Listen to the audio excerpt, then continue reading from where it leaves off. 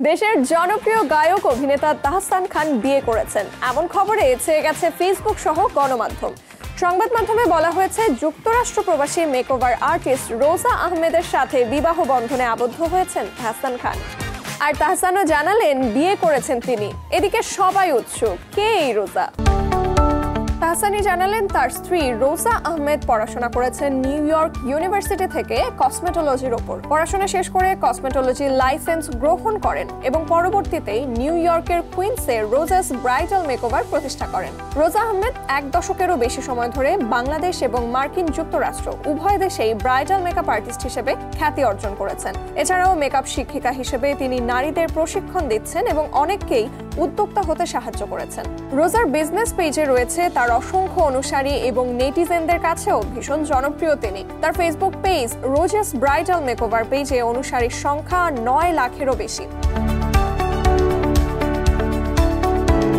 সামাজিক যোগাযোগ মাধ্যমে তাহসান এবং রোজার বিয়ের আয়োজনের একাধিক ছবি ভাইরাল হয়। তাতে নেটিজেনরা এই নবদম্পতিকে শুভেচ্ছা ও ভালোবাসা জানাতে থাকেন। শুভেচ্ছা জানিয়েছেন বিনোদন অঙ্গনের অনেকে। এমনও লিখেছেন কেউ কেউ, অবশেষে চাঁদের আলো খুঁজে পেয়েছেন তাহসান। তার সেই প্রিয় গান যেন অবশেষে সত্য হয়ে ধরা দিল।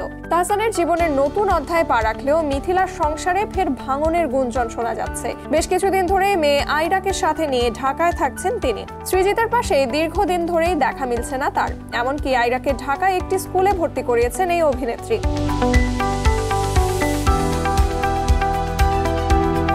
স্ত্রীর সাথে দূরত্বের জন্য মেয়ে আইরাকে খুব মিস করছেন সৃজিত। বর্তমানে দুজন রয়েছেন কাঁটাতারের 2 প্রান্তে, একজন বাংলাদেশে, অন্যজন কলকাতায়। তবে কি কারণে তাদের মাঝে এই দূরত্ব সেটা এখনো স্পষ্ট নয়। তাহসানের সাথে বিচ্ছেদের পর সৃজিতকে বিয়ে করায় নেটিজেনদের কম কটাক্ষ শুনতে হয়নি মিথিলাকে। তবুও সেসব কানে নেননি এই অভিনেত্রী। এবার তাহসানের বিয়ের খবরেও নতুন করে আলোচনায় মিথিলা, আর সেখানেও উঠে আসছে সৃজিতের সাথে তার বিয়ে, সংসার ও বিচ্ছেদের খবর।